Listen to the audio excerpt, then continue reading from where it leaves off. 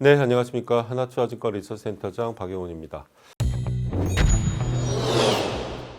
오늘 드리고 싶은 이야기는요. 신재생 투자 그리고 LNG 이 두 개의 상황에 대해서 좀 말씀드리도록 하겠습니다. 일단 신재생 에너지 투자 관련돼서는 23년도부터 뭐 최근까지도 약간은 소강 상태 같은 느낌을 일단 버릴 수 없습니다. 투자가 많이 일단 줄었던 부분도 분명히 좀 있는 것 같고요. 그리고 21, 22년도보다 이야기가 되고 있는 것들이 많이 좀 줄어들고 있는 것도 분명한 사실인 것 같습니다. 물론 2050년도까지 카본 제로의 목표 달성을 하겠다라고 하는 총론에는 변함은 없어요. 그런데 최근에 유럽에서 나오고 있는 이야기들, 특히 자동차 관련된 이슈들을 이렇게 보고 있으면 개별 강론에서는 자꾸 이제 후퇴하는 현상들이 좀 잡히고 있다. 특히 내연기관 관련된 차들에 대해서는 어느 정도 엄격하면서 약간은 완화, 뭐 이런 느낌을 사실은 지울 수가 없습니다. 뭐 먹고 살기 힘든데 뭐 ESG, 뭐 친환경 투자 이거 좀 너무 어려운 거 아니야? 뭐 그렇게 생각하는 분들도 있는 것 같습니다.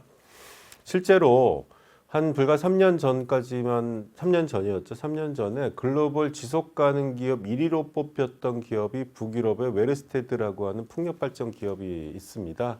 이 기업 같은 경우는 오일앤가스로 사업을 하다가 17년도 이후에는 풍력 발전, 세계 최대의 풍력 발전 기업으로 전환한, 아주 성공적으로 전환한 기업입니다. 웨르스테드가 그런 기업인데요. 이 웨르스테드의 주가가 21년도 고점 대비했을 때 지금 마이너스 71% 하락했습니다. 지속가능 기업 1위로 뽑혔던 기업입니다. 되게 시장에서 호평을 받았던 기업이었던 거죠. 근데 지금 아무도 안 쳐다봅니다. 이익도 안 납니다. 물론 원오프 비용들이 일부분 녹아 들어간 것도 있지만 수익성이 좋지 않은 것도 분명한 사실이고요. 전 세계에서 풍력 발전 터빈을 가장 많이 만들었던 베스타스도 지금 주가가 고점 대비했을 때는 마이너스 1분의 1 정도 주가가 하락을 했고요. 23년도에 글로벌 넘버원인 베스타스를 제치고 풍력 터빈을 생산하는 중국의 골드윈드 같은 경우는 주가가 고점 대비 마이너스 63% 하락했습니다. 대부분 상황이 이렇고요. 그리고 돈도 잘 못 벌고 있습니다. 뭐 지멘스 가메사 풍력 발전 사업 돈 못 벌고 있습니다. 이런 기업들, 신재생 관련 투자 기업들이 돈을 못 벌고 있으니까 이 기업들이 적극적으로 투자 활동을 하기도 어렵습니다. 그리고 전 누차 이 방송을 통해서 말씀을 드린 바가 있는데요.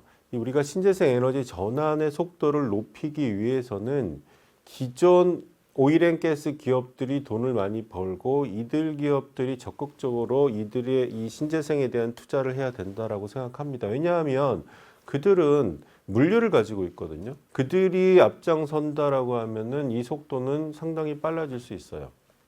뭐 정부에서 다 세금 가지고 투자할 수 있는 것도 아니지 않습니까? 민간이 돈을 벌어야지 적극적인 투자가 발생이 되는 거죠. 자, 그런데 이들 기업들, 이런 레거시 컴퍼니 같은 경우도 신재생 투자를 많이 했습니다. 아람코나 엑슨모빌, 쉐브론, 토탈 이런 기업들이 2022년도에 신재생 투자액이 약 1,000억 달러가 좀 넘었어요. 그런데 23년도 이들 주요 34개 글로벌 에너지 기업들의 23년도 투자액은요, 630억 달러로 22년 대비했을 때 무려 마이너스 40%나 줄었습니다. 이 수치는요, 21년도 코로나 시기 때보다 더 낮습니다, 숫자가. 그러니까 데이터가 집계된 이후로 가장 계속 플러스 성장만 해오다가 플러스 투자만 해오다가 작년도 이제 마이너스 성과가 나타난 거죠. 주로 어디서 많이 줄었냐 보면은 태양광 풍력 등에 대한 투자는 마이너스 35%, 22년 대비 줄었고요. 수소 그리고 저탄소 연료 같은 부분에 대한 투자는 무려 마이너스 68%, 거의 투자가 없었다라고 보시면 될 것 같고요. 그런데 이 CCS, 그러니까 탄소를 캡처해서 저장하는 CCS에 대한 투자는 마이너스 8%밖에 안 줄었어요. 상대적으로 양호했습니다. 자, 태양광 풍력 투자는 마이너스 35%, 수소 등의 새로운 연료에 대한 투자는 마이너스 68%나 줄었는데 CCS에 대한 투자는 마이너스 8%, 상대적으로 매우 양호했지. 이거 왜 그러냐면요. CCS 투자는 미국 기업들만 합니다. 대표적으로 엑슨모빌과 옥시가 대표적인 기업인데요. 이들이 이러한 CCS 등의 투자를 계속하는 이유는요. 유럽 에너지 기업 대비 자국 내에서 절대적으로 많은 오일앤가스에 대한 리저브를 가지고 있기 때문이죠. 미국 기업 입장에서는 굳이 먼저 나서서 에너지 저단을 서둘 필요가 없습니다. 그렇기 때문에 기존 사업의 지속성을 담보하기 위한 CCS 또는 DAC, 다이렉트 에어 캡처 같은 그런 것들이 이들 기업에는 더 필요한 거죠. 반면에 유럽 기업들 같은 경우에는 자국 내, 유럽 내에서는 별로 없잖아요. 다 해외를 나가야 되고 리저브도 엑슨이나 미국 기업들에 비해서는 상대적으로 좀 작고요. 뭐 그러다 보니까 급한 놈이 우물 판다고 유럽 기업들은 뭐 CCS나 기존 사업의 강화 쪽보다는 전환 쪽으로 좀 더 노력을 했으나 미국 기업은 이제 기존 사업의 유지 강화 쪽에 대한 투자가 있었다라고 보시면 될 것 같아요. 자, 그런데 이렇게 투자 금액이 줄긴 했으나 그러면 뭐 추가적으로 이런 부분은 또 고민해 봐야 될 것 같습니다. 그럼 유럽과 북미, 미국 쪽은 어느 정도나 줄었을까라고 하는 건데요. 전통적으로 유럽 기업들이 이 유럽 에너지 기업들이 이 친환경 투자는 제일 많습니다. 22년 기준으로요. 절대 투자 금액의 한 1,000억 달러가 좀 넘는 금액에서 유럽의 비중은 73%였었죠. 작년에 줄었으니까 23년에는 58%로 줄었습니다. 그렇지만 여전히 가장 많습니다. 반면에 미국 기업의 투자 비중은요. 22년도 10%에서 23년 작년에 6%로 급감했어요. 그러니까 이 급감도 대부분 CCS에 대한 투자만 이루어졌다라고 보시면 될 것 같습니다. NOC, 그러니까 내셔널 오일 컴퍼니죠. 대표적으로 아람코 같은 기업들의 투자액은 큰 변화 없이 유지가 되었습니다. 이거는 일정 정도의 강제성을 가지고 국가 정책과 부합되어야 하는 상황임을 감안하게 되면 충분히 이해되는 상황이죠. 그러니까 개별 기업들, 사적 기업들은 투자 변동폭이 상당히 크게 줄었고요. 아람코 같은 기업들은 국가 정책, 뭐 사우디는 아시다시피 뭐 네온 프로젝트나 이런 것들로 전환 프로젝트를 진행하고 있기 때문에 이쪽에서는 큰 변화는 사실 없었다라고 보시면 될 것 같습니다. 기업별로 보면요. 작년에 이 신재생 투자를 제일 많이 한 기업은 토탈입니다. 110억 달러를 투자했습니다. 전체 투자 금액이 34개 기업 기준 640억 달러였으니까 이 중에 110억 달러 토탈 압도적 1위고요. 2위와 3위가 다 유럽 기업이죠. 애니, 에키노로 이 두 기업이 각각 80억 달러 그리고 한 68억 달러를 투자했습니다. 반면에 글로벌 넘버원인 엑슨모빌은 30억 달러로 8위를 기록했고요. 그리고 옥시가 25억 달러로 10위, 그리고 쉐브론이 5억 달러로 17위. 이거는 뭐 거의 의미 없는 수준이다라고 보시면 될 것 같습니다.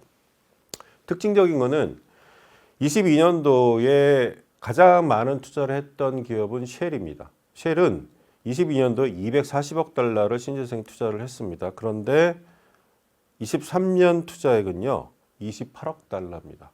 거의 9분의 1로 줄었죠. 근데 이것도 이유는 있습니다. 왜냐하면 쉘 같은 경우는요, 작년에 기존 탄소 감축 계획을 일부 수정하면서 2030년까지 오히려 원유 생산량을 늘리겠다는 내용을 이미 발표를 했어요. 쉘 같은 경우가 사실은 메이저 기업들 중에서는 원유 리저브가 제일 적거든요.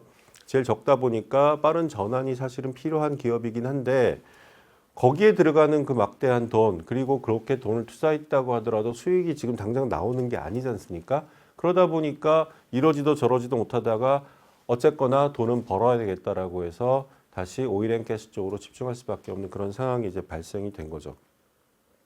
자, 이런 상황들을 놓고 보면은 일단은 이 에너지 관련된 기업들, 신재생이든 아니면 레거시든 둘 다 돈을 못 벌어요.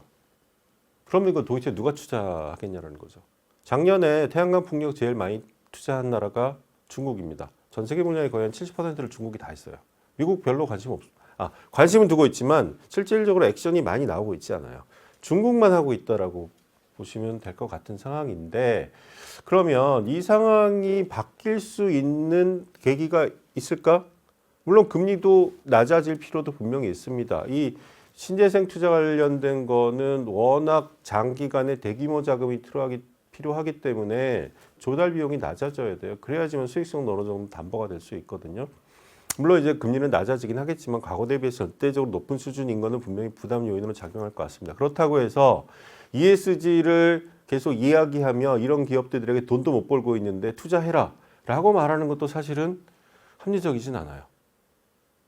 되게 어떻게 보면 지금 이러지도 저러지도 못하고 있는 상황에 있는 듯한 느낌을 강하게 받습니다. 자, 이런 상황에서 천연가스, 뭐 LNG, 천연가스 같은 경우는 단기 한시적으로는 신재생 축에 들어가 있습니다. 왜냐하면 이게 징검다리가 필요하니까요. 바로 저쪽으로 넘어갈 수가 없거든요. 근데 지금 천연가스 가격이 미국 같은 경우는 너무 싸요. MMBT는 1.6불밖에 안 합니다. 지금 미국 기준으로는 1.6불, 1.6불이니까 이거를 만약에 원유로 환산해 버리게 되면요. 동일 열량 기준으로 환산해 버리게 되면 9불밖에 안 하는 거예요. 지금 유가가 WTI 기준으로는 81불이지 않습니까? 9분의 1밖에 안 돼요. 그리고 유럽 기준으로도 지금 가스 가격은요. 50불밖에 안 돼요. 기름보다 싸요. 그러니까 화석 연료 가격이 높으면 신재생 투자에 대한 경제성이 확보가 늘어납니다. 그렇기 때문에 신재생 투자를 많이 할 수 있는데요. 지금은 화석연료 가격이 특히 가스 중심으로 너무 쌉니다. 기름보다도 싸기 때문에 왜 굳이 우리가 이런 생각을 하는 국가들이 분명히 있을 겁니다. 그러니까 속도를 높이기가 어려워요. 예전에 말씀드렸던 것처럼 미국의 LNG 투자 상당히 많이 있습니다. 물론 바이든 정부가 최근에 신규 허가를 해주지 않겠다라고 이야기는 했으나 건설 중인 것하고 기승인 프로젝트를 감안하게 되면 1억 5천만 톤 어쨌거나 시장에 나옵니다. 작년에 전 세계 LNG 물동량이 4억 톤이었으니까요. 1억 5천만 톤은 엄청나게 큰 물량이죠. 이게 다냐? 그렇진 않죠. 카타르도 지금 7,500만 톤에서 1억 2천만 톤 이상으로 물량을 늘리지 않습니까? 이게 26년도에 나오게 되거든요. 거기도 대략 5천만 톤 정도 늘어나요. 그러면 미국 물량 합치면 그거 2억 톤이거든요. 작년 물량의 50%가 나온단 말이죠.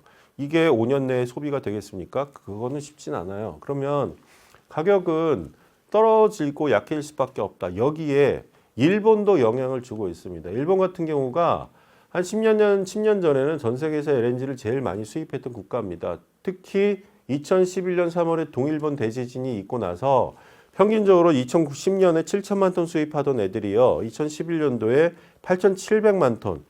그리고 2014년도에 8,900만 톤 가까이 수입을 했어요. 압도적인 수입을 했습니다. 그런데 이 일본의 LNG 수입량이 계속해서 줄고 있어요.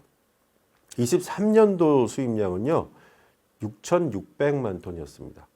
07년 수준으로 돌아갔어요. 그러니까 고점 대비로 놓고 보면은 2,200만 톤 정도가 빠진 거예요. 왜 그래? 라고 하는 부분에 있어서는 원전도 조금씩 가동이 되고 있습니다. 일본 통산성의 자료에 의하면요.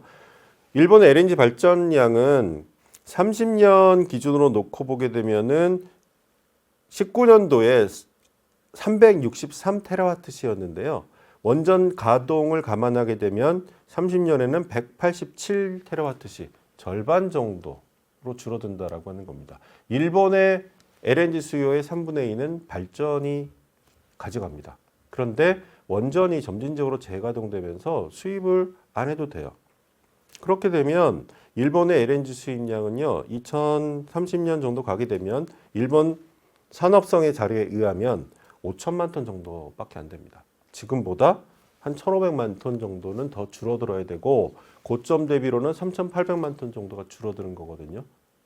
일본은 현재 세계 2위 LNG 수입국입니다. 1위가 중국이고요. 2위가 일본이고 3위가 우리나라입니다.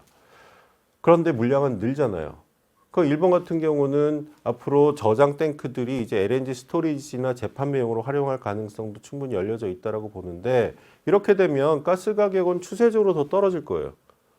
자, 그러면 가스가 지금 너무 싸잖아요. 기름보다 싼데. 그러면 내가 왜 신재생 투자를 해야 돼? 일단 이거 쓰겠다라고 하는 생각을 갖는 국가들이 분명히 나올 수밖에 없습니다. 일단 기업들이 신재생 관련된 기업들이 돈을 못 벌고 있고요. 그리고 이쪽에 대한 투자도 많이 줄어든 상황이고요. 자, 이걸 어디서 풀어야 되는지는 잘 모르겠습니다만 상당히 꼬여 있는 상황임은 분명히 맞다. 2050년도에 카본 제로 과연 달성 가능할까? 총론은 변하지 않았습니다만 세부 사항을 뜯어놓고 보면은 조금씩 뒤로 밀리고 있다라고 하는 느낌을 지울 수가 없을 것 같습니다. 네, 오늘 준비한 내용은 여기까지입니다. 감사합니다.